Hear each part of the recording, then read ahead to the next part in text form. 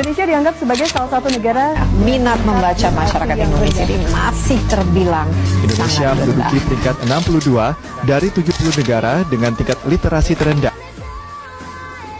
Setiap hari kita menerima ratusan bahkan ribuan informasi dari media sosial, mulai dari berita politik, opini publik, hingga konten yang memicu emosional. Masalahnya di era sekarang kita bukan lagi kekurangan informasi, tapi justru banyak sekali informasi yang belum tentu semuanya benar. Menurut data dari Kominfo, Indonesia memiliki tingkat literasi digital paling rendah, yakni sekitar 62% di ASEAN. Oleh karena itu, pentingnya literasi digital bagi masyarakat Indonesia.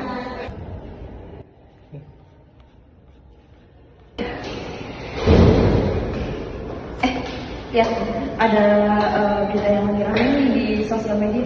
Yang mana sih? Ini katanya ada tokoh politik yang kontroversi. Emang kamu udah baca full? Belum sih, cuma lihat di postingan doang.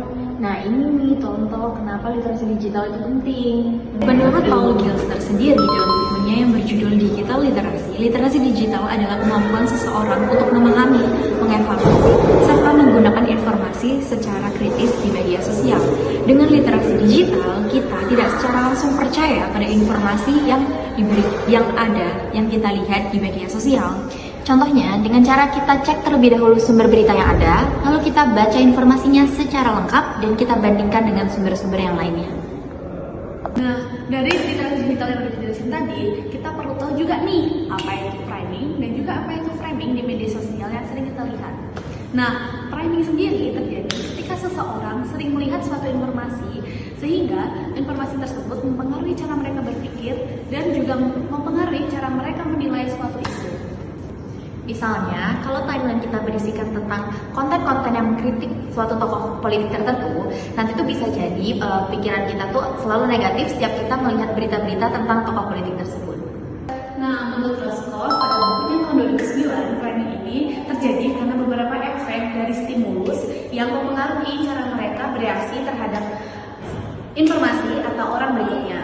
Nah, ada pun faktor yang mempengaruhi dari dampaknya kekuatan dari framing. Yang pertama ada waktu yang diterima informasi, yang kedua ada kekuatan informasi, dan juga yang ketiga ada ambiguitas. Nah, selain framing sendiri, ada yang namanya framing. Menurut Michael Carter sendiri, framing adalah cara suatu informasi disampaikan sehingga dapat mempengaruhi pembaca dalam memahami suatu informasi. Misalnya nih ada berita tentang peristiwa sama, contohnya ini. Nah, walaupun peristiwa yang sama, tapi framingnya berbeda. Dengan framing yang berbeda ini bisa mempengaruhi persepsi pembaca.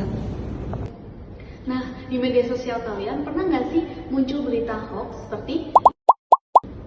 Nah, menurut Alcott pada bukunya tahun 2017, berita hoax ini digunakan untuk memanipulasi atau menipu banyak orang.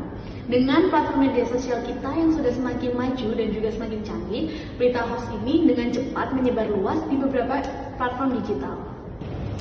Oke, selanjutnya kita beralih ke karakteristik hoax. Yang pertama, tidak berdasarkan fakta yang valid dan tidak berdasarkan informasi yang jelas dan juga tidak ada bukti pendukung. Lalu yang kedua, biasanya berita hoax seringkali menggunakan elemen sensasional dan provokatif untuk menarik perhatian para pembacanya. Lalu yang terakhir, berita hoax biasanya sering berisi konten-konten yang tidak konsisten atau kontradiktif.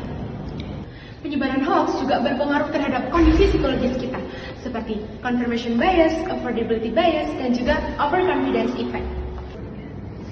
Ketika informasi menyebar dengan sangat cepat di media sosial, fenomena ini disebut dengan virality. Berita yang belum tentu benar bisa dilihat secara langsung oleh jutaan bahkan ribuan orang. Dalam psikologi ruang maya ada yang namanya bias kognitif atau cognitive bias. Cognitive bias adalah kecenderungan manusia dalam mempercayai suatu informasi yang sesuai dengan keyakinannya. Nah, oleh karena itu kenapa kita langsung bisa percaya terhadap berita yang sependapat sama pendapat kita. Nah, itulah mengapa di media sosial kita juga memerlukan peran pentingnya dari algoritma. Algoritma sendiri bertujuan untuk menyelesaikan suatu masalah. Dengan algoritma juga, konten-konten yang sering kita like dan kita lihat muncul di media sosial kita.